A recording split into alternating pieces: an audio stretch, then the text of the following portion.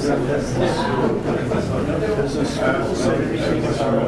when acquiring new property, that they would sell some entire property.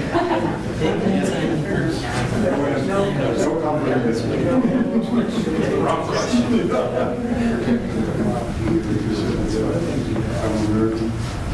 Well, thank you for coming tonight. I'm John Rickard. I'm the planning director for the City of College Place, and I'm the one that sent you this letter. It may have confused you or upset you or made you dance for joy, I don't know. But thank you for coming. Mike Rizzatello is our city administrator. He's here tonight. Our city engineer, Robert Gordon's back in the corner. And this is Greg Dorn. He's our consultant for what we're doing right now is we're going through our required comprehensive plan amendment process. So we're required every 8 years to go through the comprehensive plan, take a look at our urban growth area, the growth we've had, the growth that we're projecting. We've done a lot of growth in the last 10 to 12 years. We've had a lot of successful projects, a lot of developments going on out into our former urban growth areas. So now we need to start looking another 20, 25 years ahead down the road. And so we're looking at available land that we have within the city and available UGA we still have. So our UGA is urban growth area, which is different from city limits. With that, I guess I kind of just turn it over to Greg. He's the expert in a lot of the. I'm the expert for the local stuff, but Greg's been through this rodeo a number of times. So. Sure. Well, thank you. Once again, excuse me. My name is Greg Dorn, and what I'd like to do is maybe share some information. Some of you may know a lot about things like comprehensive plans of urban growth areas, and zoning and annexation and things like that. But I'll take a step back and talk a little bit about that. But the one thing we really would like to do tonight before you leave is to make sure that we've either answered your question or we've got it written down and we say something like we're going to get you the answer and we'll follow up. So please don't leave with unanswered questions today. As John said, the city has a responsibility once about every 8 years to step back and to think about what it is as a city they want to accomplish and how they want to use not only the city's time and energy and resources, but your tax dollars to accomplish it. So that's what's going on right now. And a comprehensive plan, in its simplest terms, would be analogous to a master plan, or for those of you that have a business or involved in business, it would be like a business plan. Something that says, this is what we want to accomplish, and here's how we're going to accomplish it. And for cities and for counties, they need to do that in 20-year periods. And 20 years may seem like it's a long time out into the future. And when you say things like the year 2037, it is a long time out in the future. But also, 1997 wasn't all that long ago. And time kind of goes by quickly. And decisions that cities make or that you as property owners make tend to have long-term impacts. Things like where city water lines are and are not aren't easily changed. Where sewer lines are and are not aren't easily changed. Where roads go, where schools go, all those things need to be thoughtfully considered and planned out quite some time into the future. So in the simplest terms, that's what the city is doing, is thinking 20 years out into the future and saying, what is it that we want to accomplish and how do we best accomplish that? And the law specifically says that the city, in partnership with the county and other cities like Walla Walla, when they're doing that, need to take into account how the community might grow, how our population is going to grow and change, and how we're going to accommodate that new growth. And in those discussions, the county has a different responsibility under the law than the city does. The county has the overall responsibility to make sure that all the collective strategies, the county strategy, College Place, Walla Walla strategies, all add up and fit together.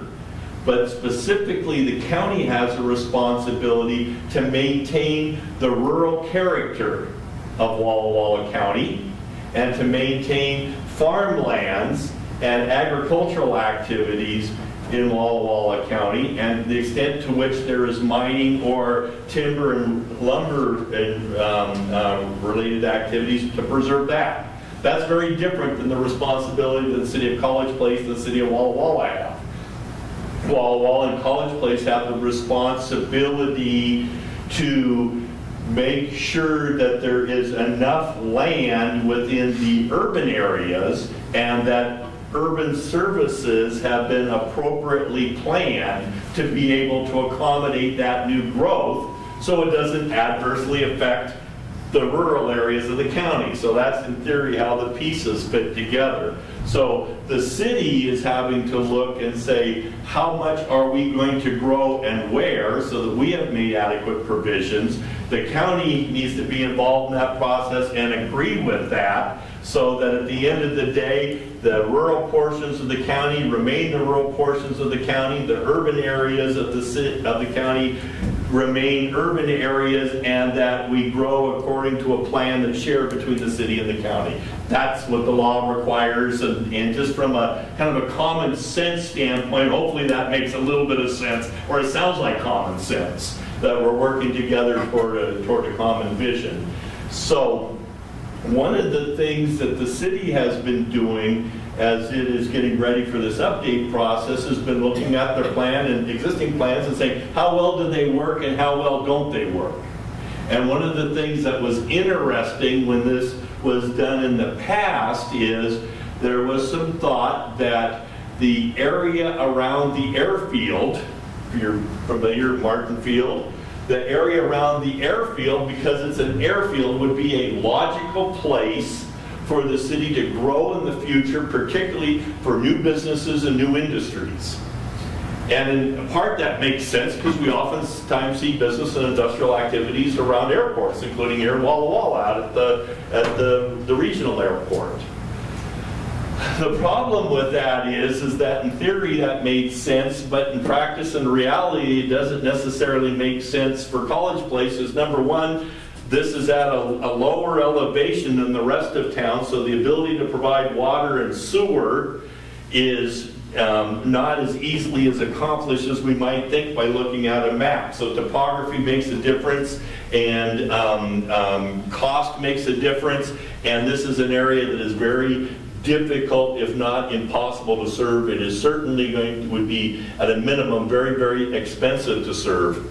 There is also, because of topography, there's some areas with steep slopes, there's some wetlands, but the other part of it is this is an area that is an active airfield, and because it's an active airfield, you need to be very selective about what type of growth and development occurs. And so as we're kind of looking through this, there's a reason why there's very little development around the area, and as a practical matter, that's not likely to change. And so the question was, if this isn't a realistic area to expect commercial and industrial development to occur in the future, kind of begs the question, what is, or where would the more realistic areas be?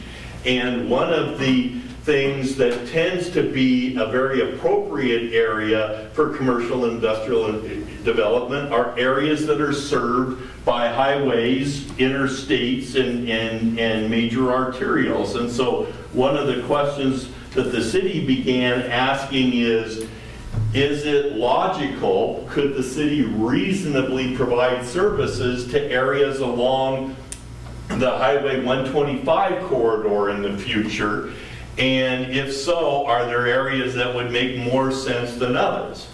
While the city was having that conversation, some property owners from the area in this area came to the city and said, we understand that you're in the process of updating your plans for the future. We'd like to talk to you about being included in the city And the kind of the two came together, inquiries by property owners and the city doing a thorough job of thinking about the future. And so that's what led to tonight's meeting. And we said, let's reach out, let's invite the residents of the area and talk to them about their interests and their plans and develop a better understanding of how the two might fit together. An important piece of information is, and it will be difficult to see, but in a break you can come up and look, but right off of Pepper Bridge Road, and what's the name of the church? Christ Community Fellowship. Christ Community Fellowship Church. The city is going to be installing a new well. And when we talk about urban areas or the future of the city, the primary way you distinguish urban from rural is there water and sewer service available?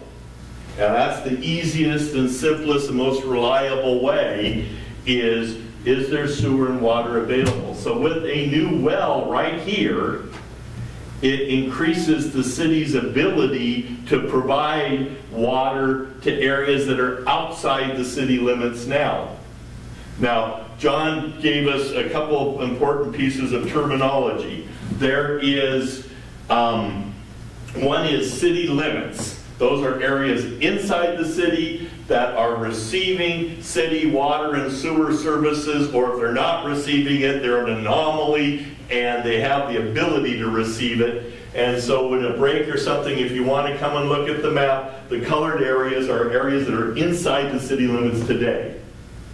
The other important piece of terminology is urban growth area, and those are areas that are outside the city limits, but would logically be a part of the city at some point in time in the future.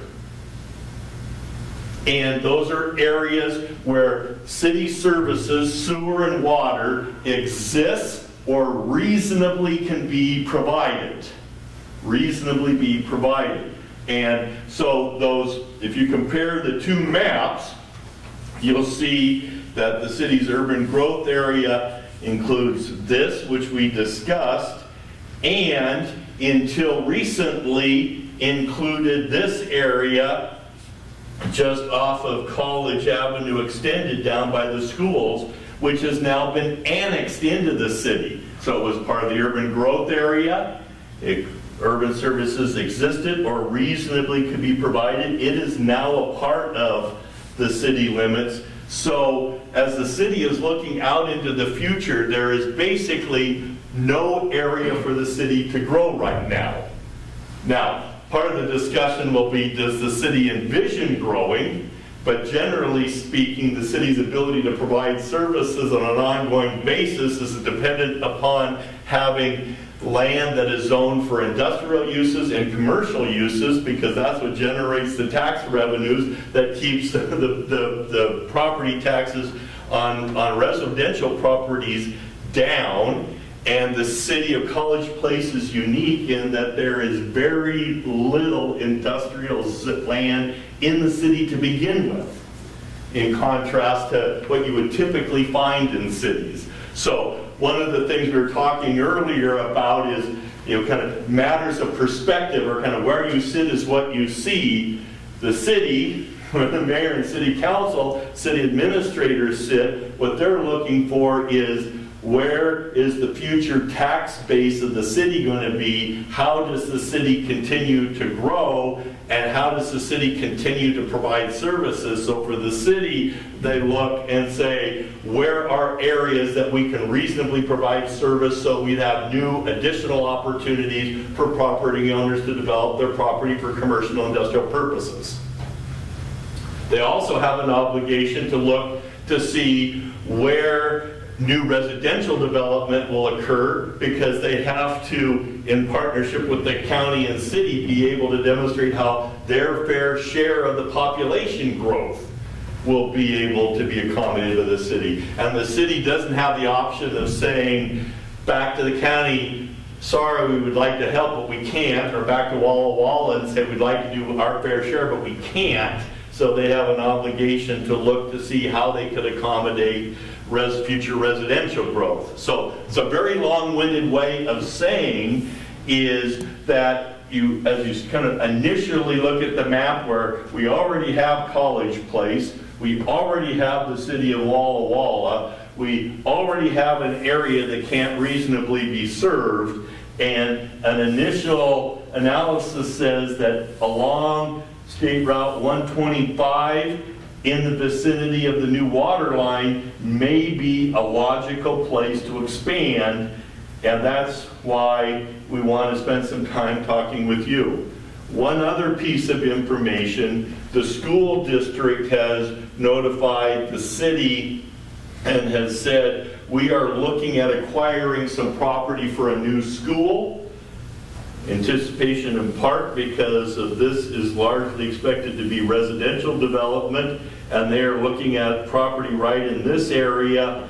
And so one of the questions that the city has is, can this area be reasonably served with water and sewer service as this area develops? So it's not all to the southeast. There is a portion to the southwest that might be a logical inclusion or addition to the city to accommodate a new school. Someone brought up the question before we even started the meeting, is the school looking at selling property or closing down the school as a part of this?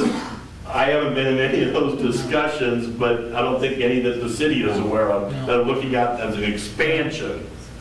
Yeah, that piece that Greg pointed to there would be for an expansion of the middle school. The high school is growing at such a rate that they're going to need more space. So when all the high school, the track and all that stuff is set up right there at the current site. So here's what the interesting question is. In order for property to be annexed into the city, the property has to be in the designated urban growth area. If you're not in the urban growth area, you can't be annexed. Now, there is a provision that says once a year, a property owner can come and submit proposals to the city to amend the comprehensive plan and to amend the zoning code. So there is a way at property owner's expense that you can initiate that. But short of that, the only path to being a part of the city is to be within the urban growth area, that area where it is logical for the city to provide services, so the city can be thinking out 5, 10, 15, 20 years on how to do that. I'll use an example from another community just to really illustrate the point. For those of you who are familiar with the Yakima Valley and the town of Zilla, which is on the side of a hill, as this town of Zilla was looking to expand, it goes up and up the hill. Well, where they put a water tank has a big, huge difference on where they can serve properties in the future with water. So it really was important for the city and the county and the property owners to know what was likely to happen 20 years from now, or what options they want to keep open, because where they put that water tank was effectively going to then keep options open or preclude the options for others. But it would be very difficult for somebody to say, especially uphill, oh, I think I want to be in, after the water tank is already there. It would cost a lot of money to change that decision. So there is a financial implication to this. And so as a part of this discussion, it's really going to come down to, I think, a question of, for property owners, do you want to keep the option open for your property to be included in the city sometime in the next 20 years? 2037. Because if you do, now is the best time for the city to know that, so that the city can incorporate that into its plans as it goes forward. So some of you may be already thinking out 20 years. Some of you may already have plans for a year from now or 2 years from now. Some of you maybe have been busy doing other things and really haven't thought about 20 years from now. Or you're going to let your kids or somebody else think about it. But the better information the city has today, the better decision they can make about tomorrow. And so that's why we wanted to have this discussion about your plans, your interests, and so collectively we can kind of figure out how best to proceed. If you're in the urban growth area, you still have to be annexed, but it enables, it gives you the opportunity to do that. If you're out, you can't. If you came to the city and said, we want to be annexed, and I'm outside the urban growth area, we can't. So that's an important distinction. Some of you are aware of this, but this is general terms, and John, you can help me out with a little bit more specific. But in general terms, if you want to develop residentially and your property is out in the county, generally you're looking at things like 1 dwelling unit to 5 acres, or 10 acres, or 20 in some cases. I would say that these property owners, or the areas highlighted on this map, are probably in the 5 acre zone. So 1 dwelling unit to 5 acres for residential purposes. In the city, typically you see development of 4 dwelling units to the acre, or 6 or 8 to the acre. So there's a significant difference between the county and the city. That doesn't mean that you can't have larger lots than be in the city, but it enables you to have smaller. But if you're in the county, then you do have to stay within the county zoning. Yeah, and you know, one thing to get out there, because there is some big misconceptions about it, just because you're in the city doesn't mean you have to give up your well and start taking city services. It's a matter of whether or not your development needs city services. So if you're developing down to such a size that you have small lots and you can't have your own well and your own septic system on those. So I just want to kind of get that out there, because there is confusion about that. There is and will be a price tag involved with that, isn't there? I mean, if you guys are going through with putting the infrastructure in, as property owners, if we want to tag into that water or city, there is going to be a price tag for us. Is that correct? Generally speaking, when water lines and sewer lines are extended, it's with some sort of development agreement on a larger scale. And then if you're not a party to that, and it is a water and sewer line that the city does install, then yes, there are front footage fees that can be associated with that. You know, and depending on the size of your development, you can spread that across and absorb those things. It doesn't mean that you're not going to have any cost to actually develop inside your property. You may have to install water and sewer lines to create that development. Yeah. But generally speaking, there is a cost associated. There with is. it. There are, let me get your question. There also maybe in some circumstances, particularly if the circumstance involves activities that would create a significant number of jobs, sometimes there can be funding to help reduce or significantly reduce the cost of that if it's job generating. But it tends not to apply to residential. Yes, sir. So it sounds like the well is going to go in regardless. I mean, that's going to happen.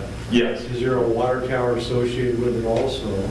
At this point in time, no, there's not. It's just a well and then a loop line which connects our water lines at Larch and College Avenue, so there's redundancy. So typically, and safety. long-term, there would be a tower associated with the well.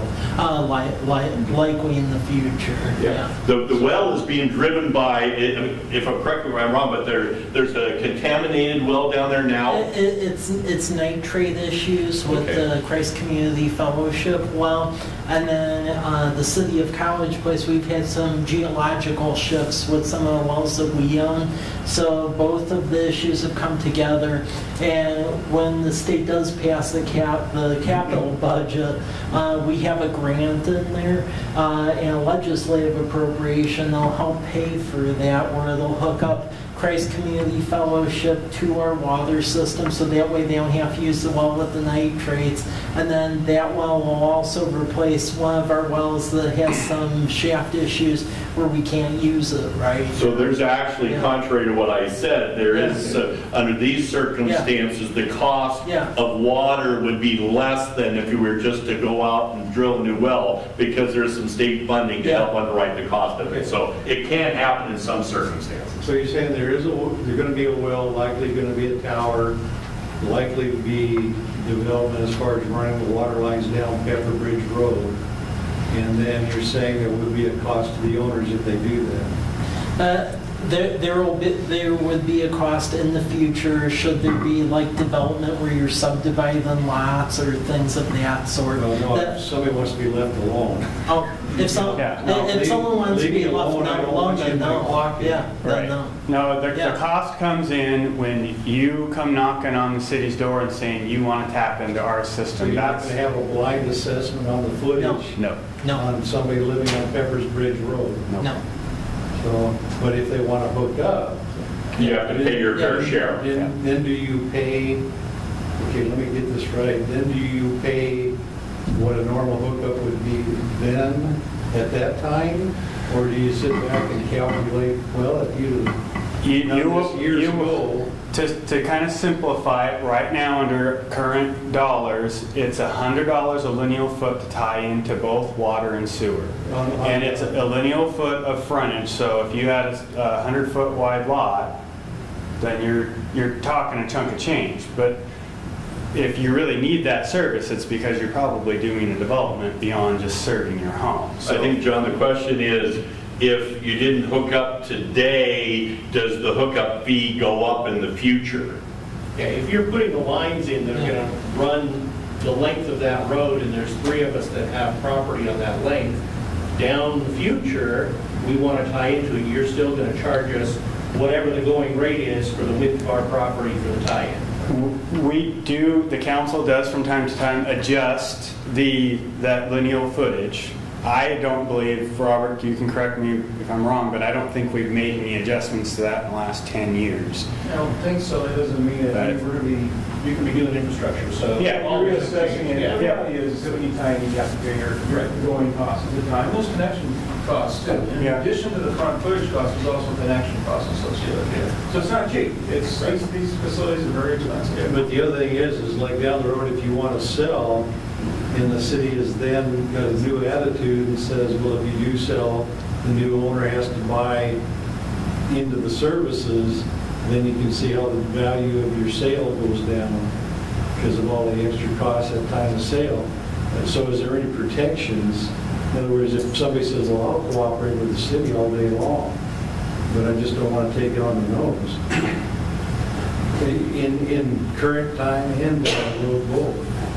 In theory, Well, under that scenario, there would be a increase, typically there's an increase in value if you can build multiple houses as opposed to one house. So in theory, you'd have an increase in value and the cost would be passed on to the people that were buying the lots. And this place doesn't develop. This is just a home. There's no development. And if there was no need to hook up to the system, you wouldn't have to. And so does the city have the authority to come along at a later date and say, sorry, we were just kidding? I don't think that there's any legislative No, way. there's no way to mandate you to hook up. I mean, if you have a functioning septic system and you have a well that is clean and the nitrate issues that Christ Community Fellowship, the issues they were having, it's because they're their own public water system and they're serving water to the public. That's when the state came in and said, you got to fix this because you've got kids drinking water, and the rest of the public. So there's a real motivation to get it Right. done. You can drink water with high nitrates in it if it's your own well. That's your own deal.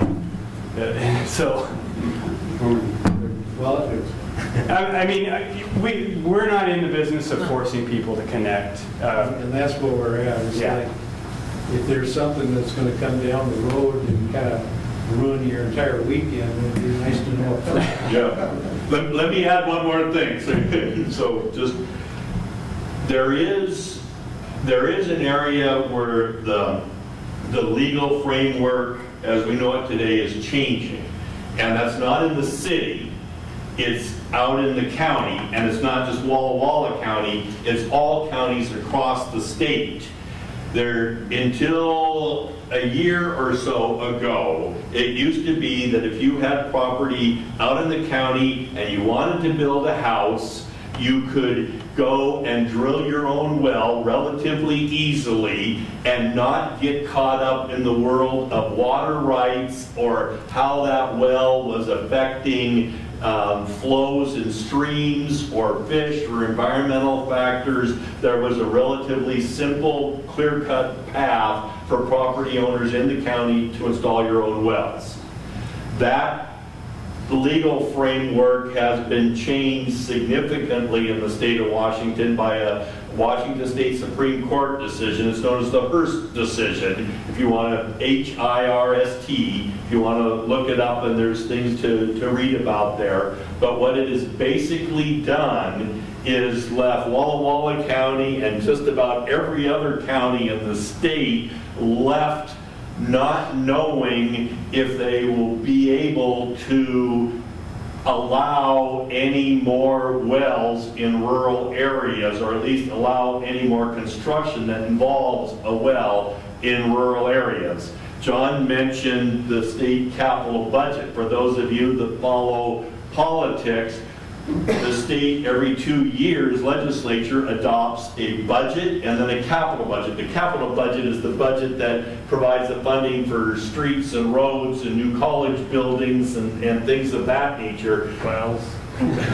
Well, the state fiscal year ended on June 30th this past summer, and the operating budget passed. We still don't have a capital budget, and the reason is because the state legislature still hasn't figured out a solution to the dilemma that court case presented, and so there was no legislative action or fix, and counties are still left scratching their heads about whether new wells can be built in the rural areas of the county or not, whether new houses can or not. So that's a great big huge question mark.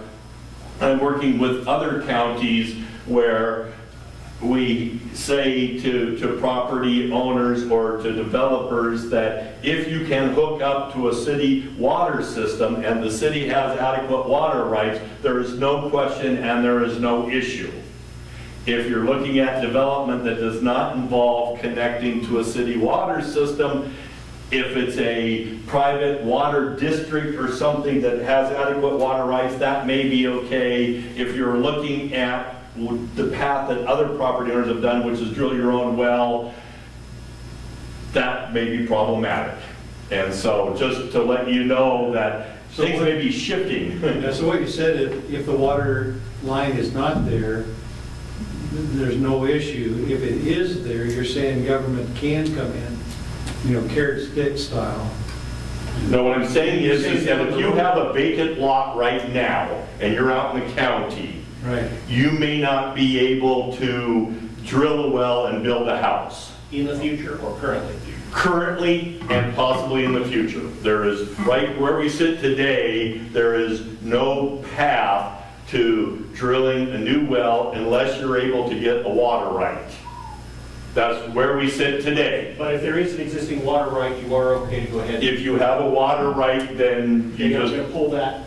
So if you got a well, you're using it, you're okay. should be okay. But it can depend on the type of water right you have. If it's just if it's a irrigation water right, then, Yeah. that's one thing. But to build a house and use your irrigation rights for your domestic purposes can be another problem. In this process, is there a way to get those, like, in writing? Like 5 years, they say, what meeting?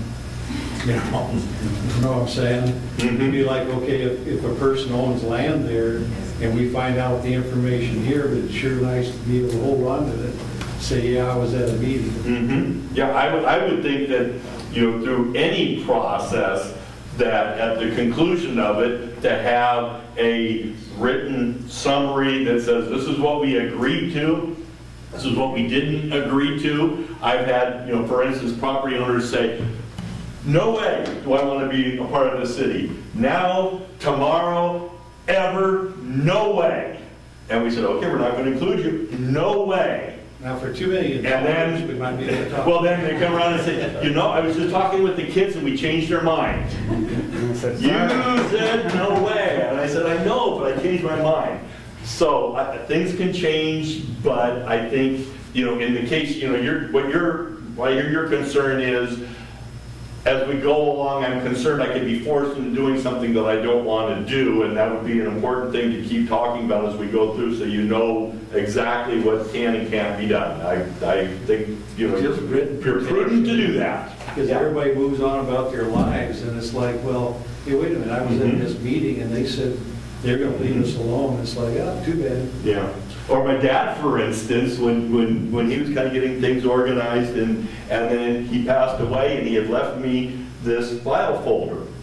And it was great because there was, file number 1, it said my bank account is here, here's all the account information, here's the key to the safe deposit box. That was great. Number 2, here's my will. That's super. He said, number 3, I prepaid for my funeral service. That blah, blah, blah. File number 4 I opened up and it said, here's the map to the septic system in the backyard. I said, thank you, Dad. He said, you're really going to want this and you're going to thank me for it. And I did. But he was just really, really well organized, and that was great. Some questions, yeah. You seem to indicate that commercial industrial is a high priority for land tax reasons.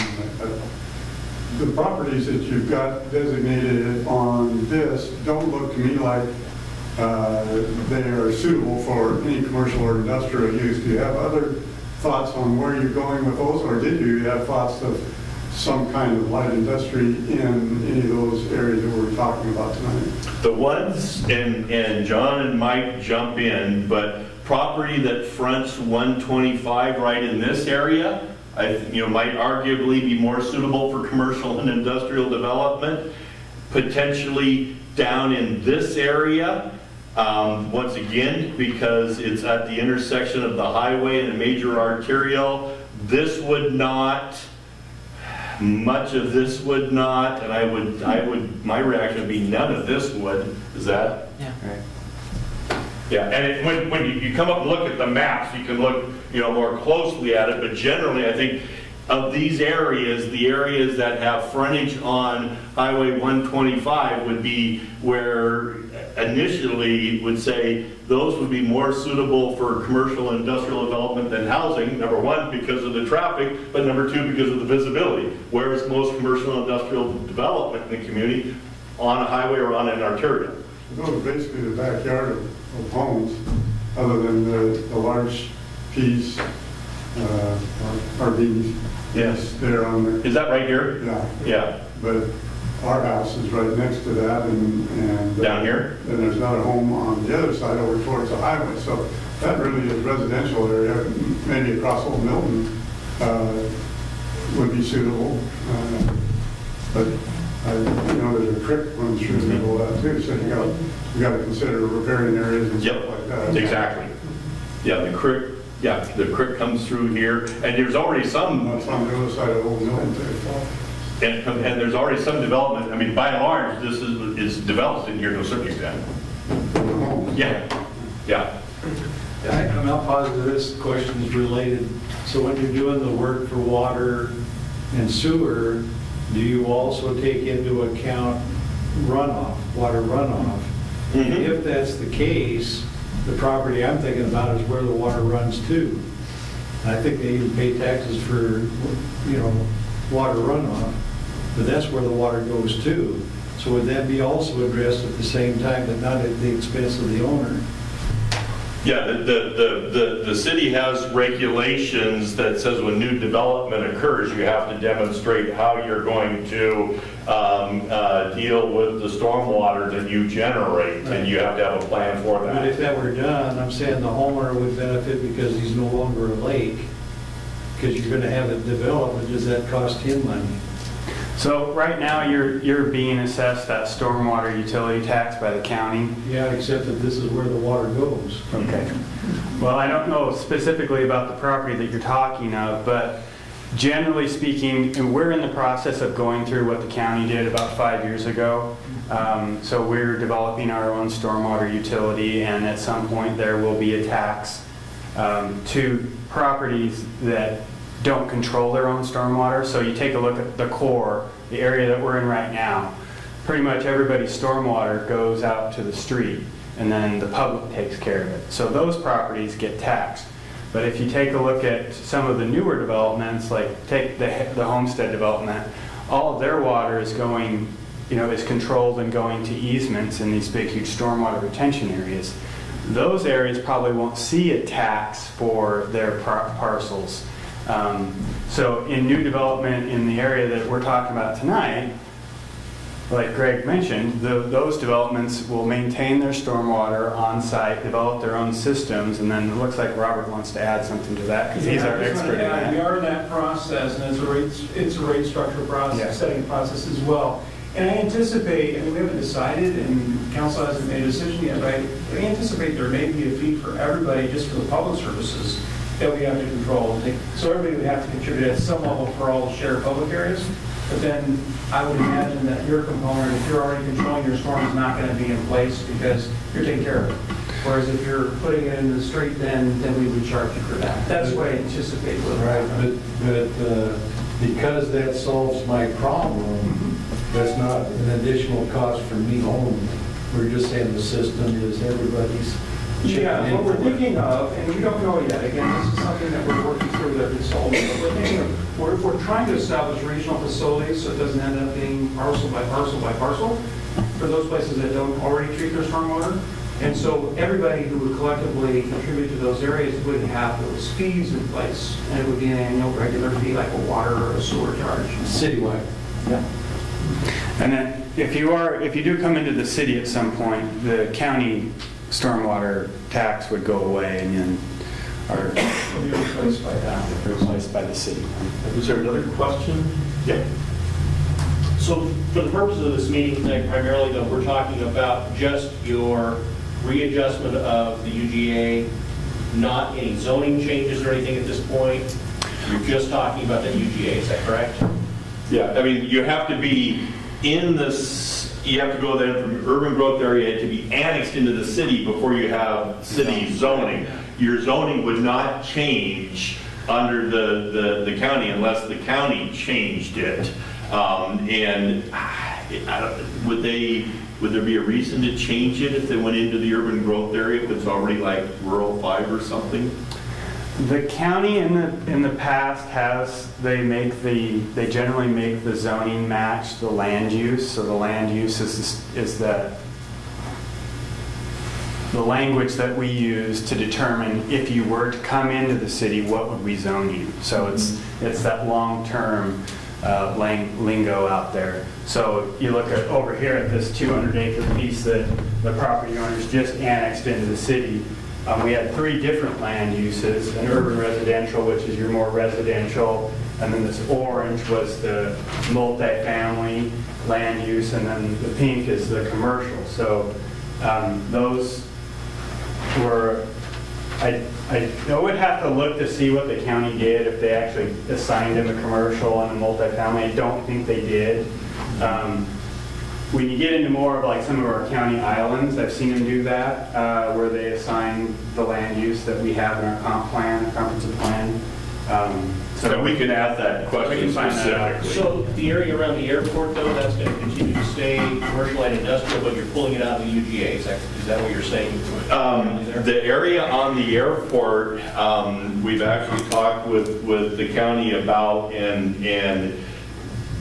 said there may be some ways that you can preserve the airport and the airport's operations and eliminate some of the potential conflicts. So the county may, on this area, take language that is similar to the language around the regional airport and say, this is an airfield, it's important to protect the airfield, to protect the safety of airfield users and surrounding property owners, and any future development that would occur there needs to be development that won't adversely affect the airfield and can be done without city services. So it means it would have to be relatively low-scale development. So it might be things like mini storages, for instance, things that don't use a lot of water because there wouldn't be city water there. Yeah. So 2 questions. So to clarify, is Liberty Christian School, are they planning on leaving? What do you mean leading? As in, I'm just clarifying, the school you're talking about was for the city of College Place, expanding their school system.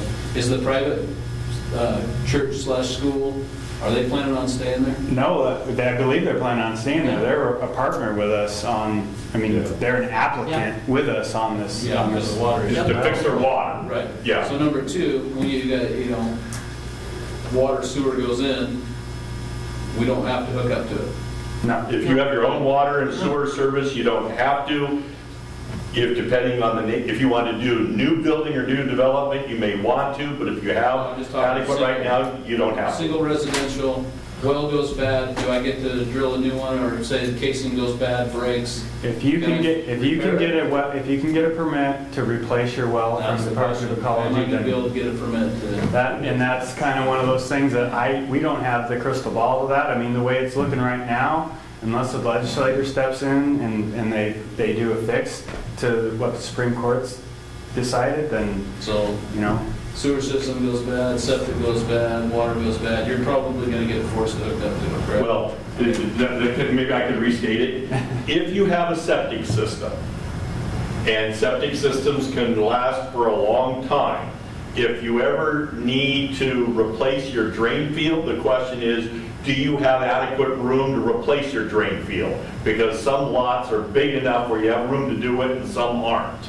So you wouldn't be forced to hook up, but it may be you may want to, because if you don't have the ability to put in a new drain field. So, me specifically, have brand new drain field, brand new pump in the well. you should be good to go. If something happens, am I going to be able to fix that, repair it, redo it, or am I going to get forced to hook up? You would not be forced to be hooked up. It's that would be between you and the health department. As long as you have enough room, or you have a way of fixing it that the health department says that meets standards, but they're not going to say you could fix it, but we're not going to let you. What's the standard plan when this goes into effect? What does the health department say when, I got to drill, hey, my well went bad, my casing broke, split, I got to pull it out, I got to drill a new well.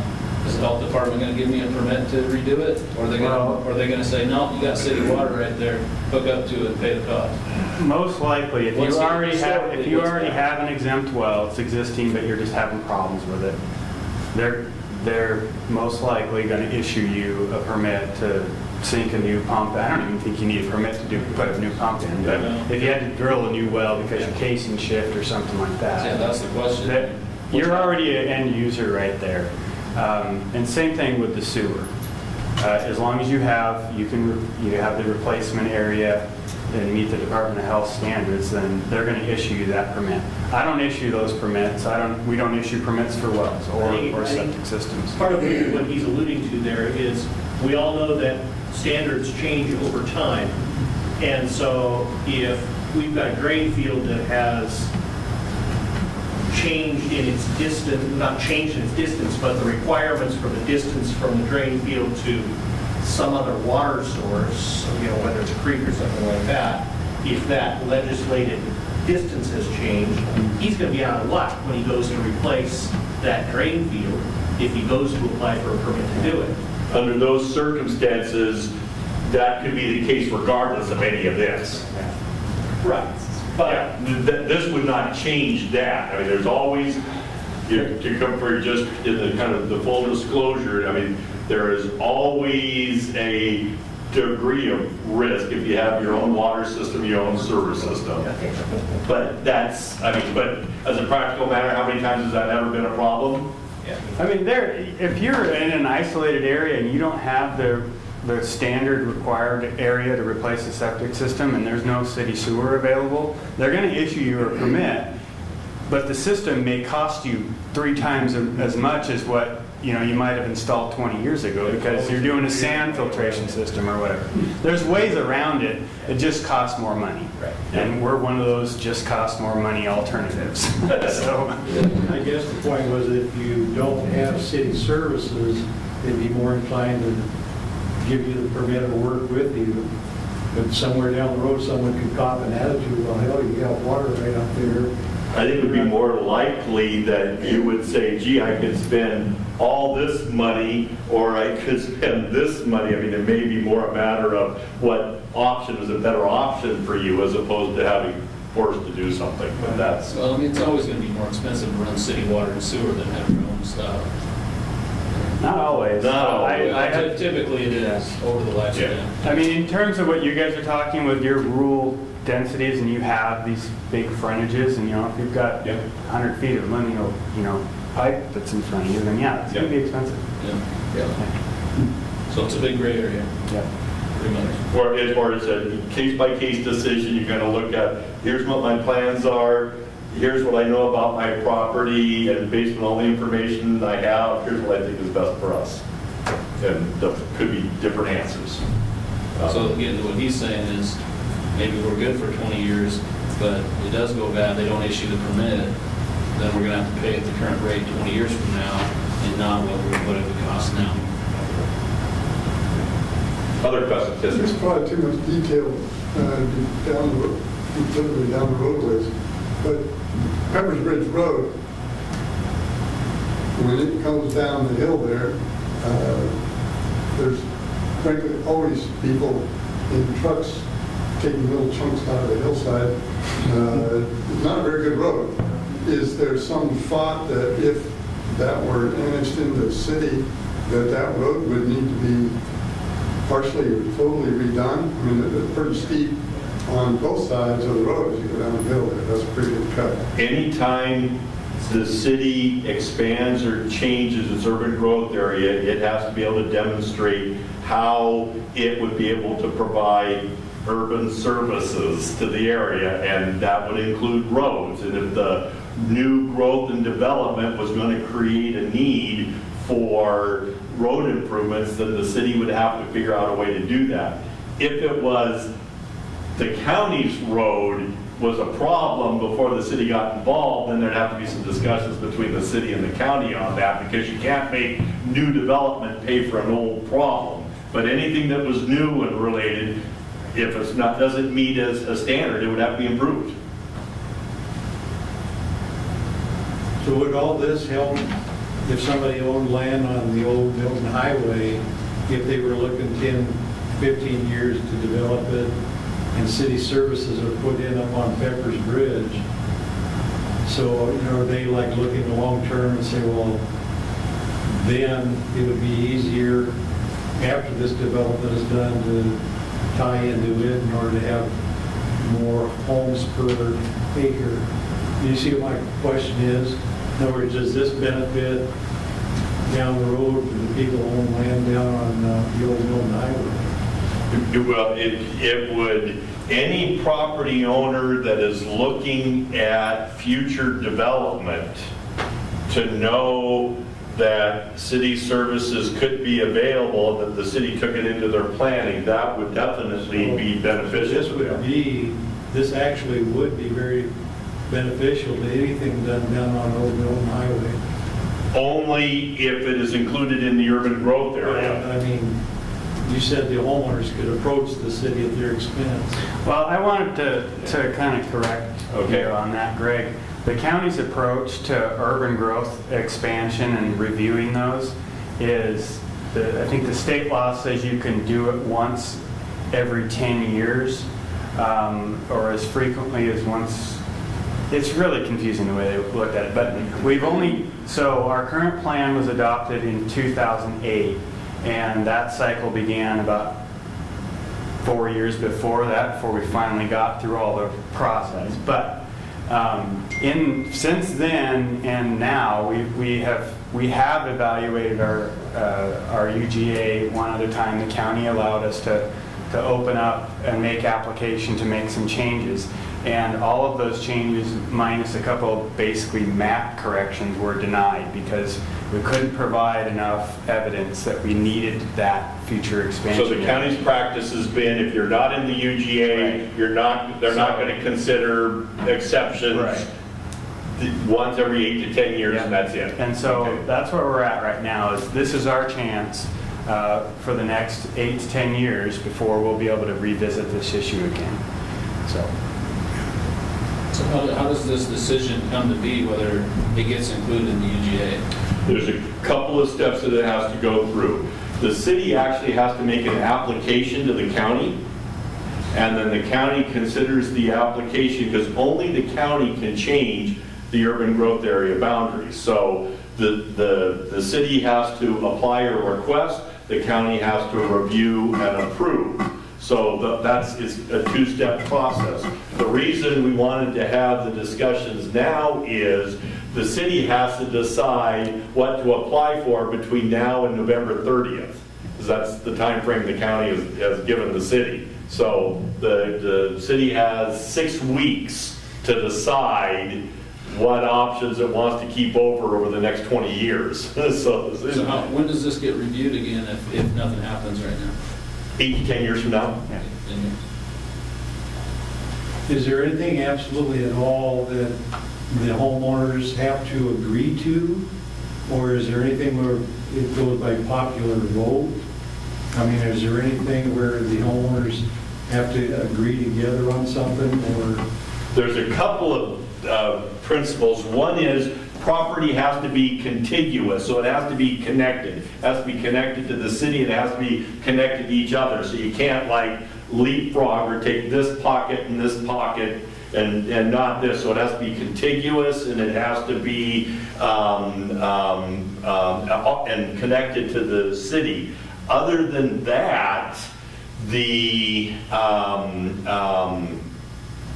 city would go through a process, make the request to the county. Does the county notify all the property owners? Yeah, so you as property owners have rights, and it's your property. We're looking for partners. We don't want to go at this, we don't want a huge battle. But you know, I'm hopeful that there will be property owners that are interested and would love to write a letter of support to be included. But it is a public process, and the county commissioners ultimately make the final decision based on recommendations and hearings that are done at the county planning commission meetings. So you have a voice. You know, you'll have an opportunity you'll be notified of the hearing dates. You can write letters of yay or nay and attend the meetings and speak your mind. But ultimately, we have to, you know, try to get together and make an application to the county to begin with. And so we're in the beginning stages of trying to gather support, so to speak, find out. Is there a scenario where popular vote carries the day, where somebody might not want to go with something? Well, He's been outvoted? It's not a popular vote scenario. You can't appeal a decision and take it to a vote to get this, you know, actually No, an I'm just actual saying, vote. But is there any issue on the table that requires agreement amongst peoples? it is ultimately a county commissioner's decision. So if you could have pitchforks and hell knows out there, and they could still make the decision to include your properties in the UGA. And conversely, Or vice versa, you yeah. could say, I want to be a part of this, and the county commissioners could say no. Yep. So it's the decision of the county commissioners. Yeah. So they'll only listen, but they're going to do what they're going to do regardless of this meeting. Are you guys 100% putting in the application for this? No, we've got, one of the reasons we broke it down into 4 areas on the map is we had anticipated that there's some similarities and differences between the areas, and so to allow for some, kind of recognizing that circumstances may vary, we broke it down into 4 parts as opposed to 1 application. So the city could submit up to 4 applications. I guess we could submit more. Yeah. But the city made the decision of, let's not just take the whole area and treat it as one, because right now, we don't know enough information to know that everybody is of a like mind and under like circumstances, so let's break it down into pieces. So that gives the city the flexibility. I'll just make something up. The city could include A and not include B and D, or could include C and not do A, B, and D. You could have any scenario, anything that the city recommends to the county, you're going to know, and you may have an opinion that you want to share with the city council before it even gets to that point. So generally speaking, on things like this, cities aren't going to submit or ask to include areas where property owners don't want to be included. There's just nothing to be gained by that, and it takes time and money to do this. So we kind of look to who are property owners that want to, or at least want to keep the option open, and where are the property owners that just don't. Recognizing that there have been times when property said, no way, ever, ever, ever, but we might change our mind, but that's part of So it. how do we officially put in our thoughts to where we live and to let you guys know?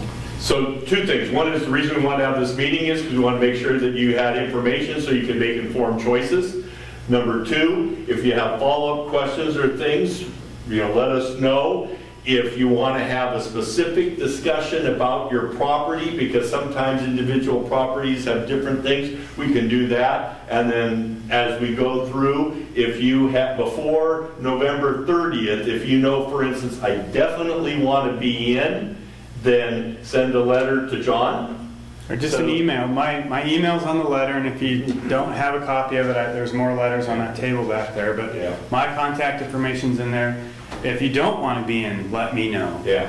Or you're not sure. Or you're not You sure, could also yeah. say, I'm still not sure, I want to think about it some more. All of that's fine. We've got some time, but we wanted to give you the opportunity to be thinking about it. We didn't want to be making some judgments and say, oh, well, they wouldn't want to be in, they wouldn't want to be in.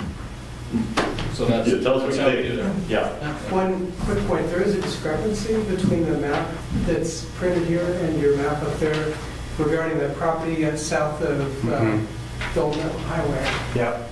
So So that piece is not on our map? that piece wasn't on your map because I was not able to contact the owner. Okay. Bob Rupert is the controlling owner of that piece of property, and so I didn't want to get that out there and get people worked up if he wasn't on board. And it sounds like he may be interested in being included, so that's why we included it on this one. And his daughter is going to be here tonight, I thought, Natalie, but Bob's out of the state, so. So let's go here, and there. So my question is, if Bob Rupert wanted to be in the growth area and the people between him and the city didn't want to, it would make it pretty hard for him. It couldn't be done. It has to be, properties have to be connected, and it has to be connected to the city. I don't know the specifics, but I understand that in the 2008 decision to maintain the urban growth area boundary, there was maybe somebody from the state that got involved, and they didn't allow the boundary to move because of some population densities or buildable lots per 1,000 people within the city of College Place. Does anybody remember the history of that? Well, we have to go through that process. It's the buildable lands analysis, and we're working on that. In fact, we have a draft. I think it's on our website. But it wasn't the state that came in and ultimately said no. It was the county commissioners, and there were some areas that we retracted from, particularly out on the end of Southwest 12th Street. There were some property owners that were, at one time when we first applied, they were for it, and then there was some people changed their minds, and so that came out, and I don't think we were looking at any of this area at that time. It wasn't until later. It was like that across the board.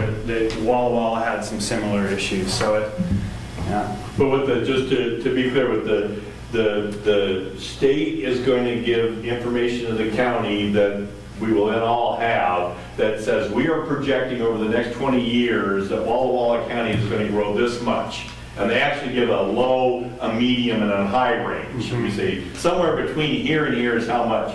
And so then the county and the two cities have to figure out how they're going to accommodate that and how much of that is going to occur in Walla Walla, how much occurs in College Place, how much of it out in the county under the zoning that the county has, and then for the city of College Place and for the city of Walla Walla, they have to say, and here's how we would provide the services, the water, the sewer, the road improvements necessary to support it. So that's what each has to do as we go forward. So there's two components to it. There's jobs and economic growth, and then there's population growth. And the state has not given us that population allocation yet. They were supposed to have it done in June, and then it was August, and now it's sometime at the end of this month. Yes, sir. Well, I happen to live in Martin Airfield. It looks like you're going to remove the airport and that surrounding land from the urban growth boundary. And now how will that affect me if I decide to sell to my neighbor who is developing land right next to me now? Yeah, if you decided, for instance, to close the airfield, which is not the assumption that we're operating on, the city and the county are both operating on the assumption the airfield would stay an airfield, and that the number one priority would be to protect and preserve the airfield. There would potentially, there's a couple of areas around the airfield where you might be able to do some building of some houses without affecting the airfield, and if that was the case, that would be great. The key is you just don't want to have any development that adversely affects the airfield or the safety of people who use the airfield. Well, does removing it from the urban growth boundary affect how we would go about it, or what's the procedure in that case? Right now, you go through the county, and you would still go through the county. Removing it from the urban growth area means that you could not annex to the city. But the dilemma that the city has is, except for maybe a small area up on the plateau, annexing to the city would be a problem because the city doesn't have the ability necessarily to be able to provide water and sewer to that area. So it may not change anything at all when it's all said and done, but you would, right today, you would go through the county and you would still go through the county. So then you're not, okay, so it looked like from what I can see that the net urban growth boundary area is going to get a little bit smaller, is that correct? Yes, well, there's a couple things that could happen is it could stay exactly the same size, it could get larger, or there could be some changes and it could get somewhat smaller.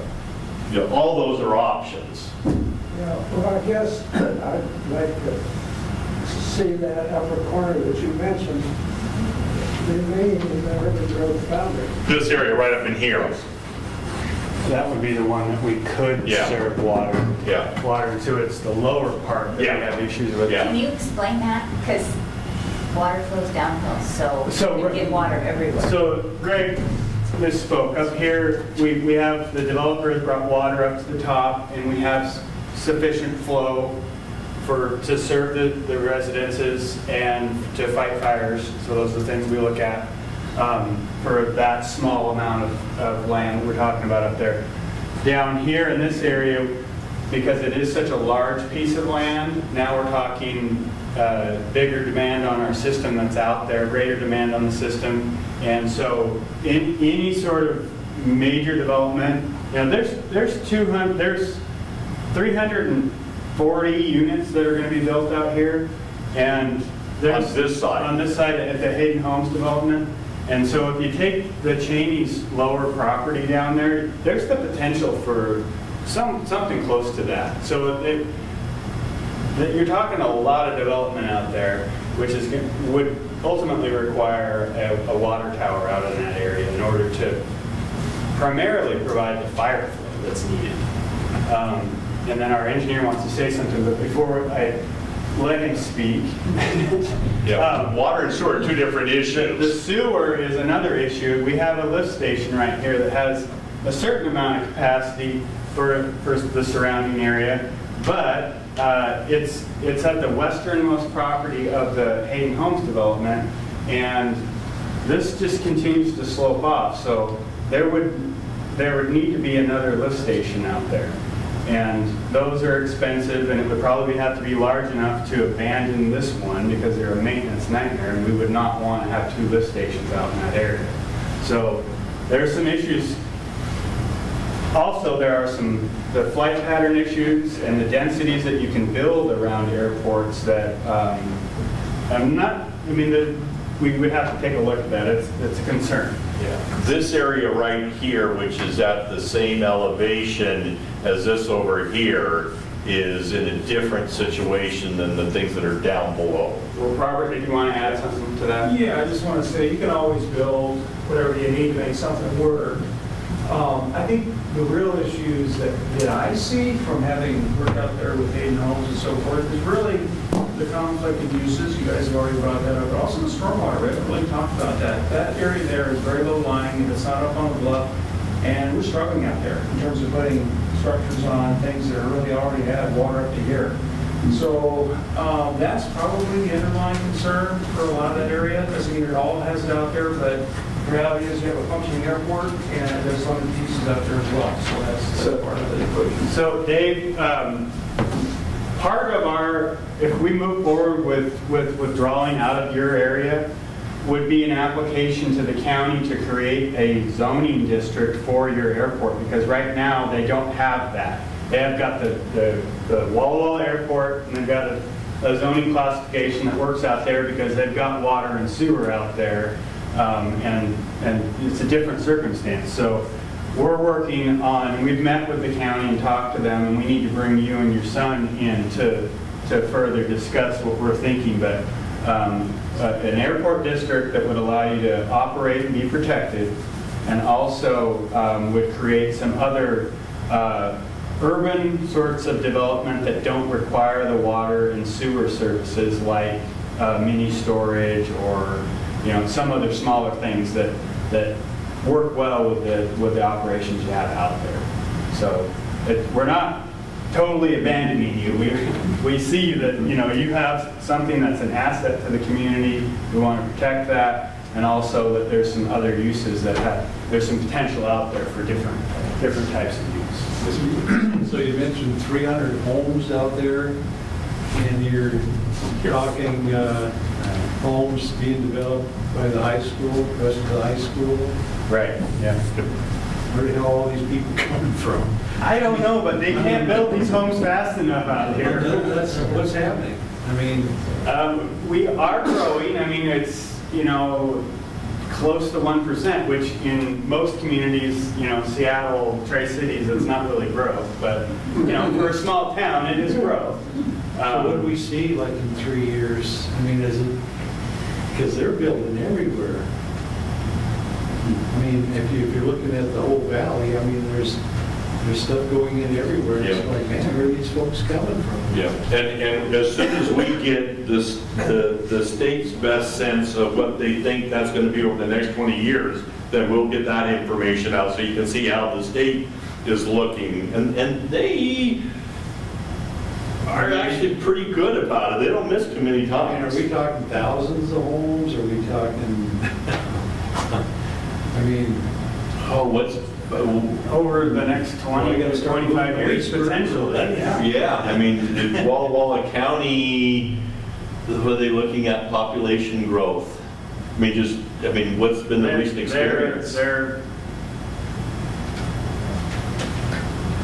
don't have the numbers at hand, but or you're shooting, or, they're growing about at the same rate as we are. We might be growing a little bit quicker. It's difficult because when you look at their numbers, they've had some recent annexations that included a good part of some of the southern, properties that were already at urban densities, the Cottonwood development out there. So when you look at the population, they've actually had an increase, but it's because of annexation. So But we can get you that information. If you sign up the sign-up sheet, we'll give you what historically has been going on in Walla Walla County, so you can see the growth that's been occurring in the county. So that's been growing. Other questions? So if this doesn't take place, is the school able to get their water still, or does this have to take place? I'm talking the Liberty Christian School. Oh, Yeah, no, that's going to happen. Assuming that the funding, whenever the road block in Olympia breaks and the money is there, they just have to get the darn thing approved. So when that happens, the city would go ahead with the project. So that's a planned project because that's going to serve the existing, it's going to serve the school, but it's going to solve some of the problems for the city over in the city limits. Yeah, So- we've got dead-end lines on College Avenue. We would like this system to circulate more, just so that the water quality is better for everyone. Anytime you can get a system and, fire flow issues start to drop off, and you have another way to feed the system if you have a break somewhere and a fire on the other side. Redundancy is what we try to build in the system. That's what makes good systems. So this is important to our system as it functions over here inside our existing city. So the water tower will probably be right here by the school somewhere. I don't know that, Robert, will we need a water tower out there? We haven't, at some point, yes, but we haven't established a location. We haven't done the system analysis yet. This is all pretty new. In fact, when CCF approached us, it was really kind of a new, we thought of it long term. And there's another question you brought up earlier as to whether, when we think water tower, you think tower. It doesn't necessarily have to be a tower. It might end up being something like we have over here on Whitman Drive by Larch. That eyesore is what I was leaning towards. And again, it depends on the person. Our public works director is very fond of elevated towers.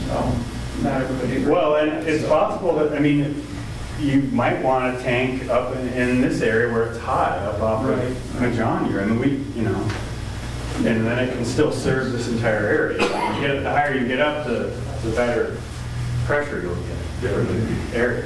And some of this discussion will inform what we look at in terms of future locations for towers, because that's a huge capital investment, like Greg already mentioned, and if we don't put it in the right place, based upon where people want to actively participate, then we're going to have folks that aren't going to be participating as be a stranded asset, or conversely, people who want to participate aren't going to have access to the services they need.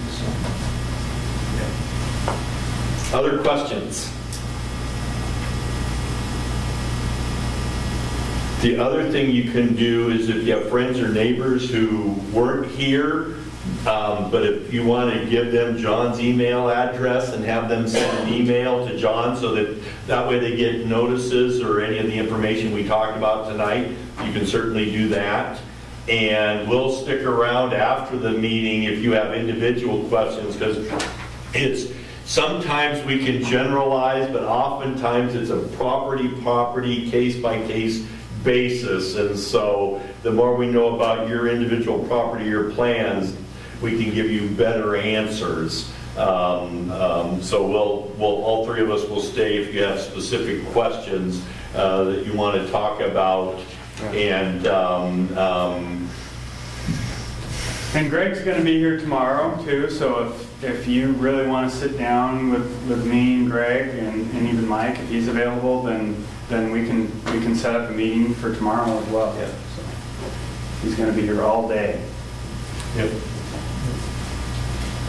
Anything else? Thanks for your presentation. Good. Well, thank you all for coming out, and make sure you sign in, and the only other thing we ask you to do is just please drive home safely. So thank you.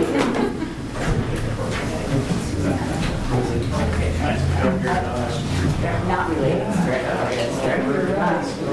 do I understand what you said about the first decision, that DOE is not currently issuing permits for domestic wells? That's County? I know. they didn't actually, before you had an exempt well, so they weren't technically permitting them, but now they're saying that the cities and counties can't accept those. No, I just Yeah. mean like people that have a piece of property out in the county Yeah. somewhere, can they decide tomorrow if they want to permit domestic wells? I have not heard that,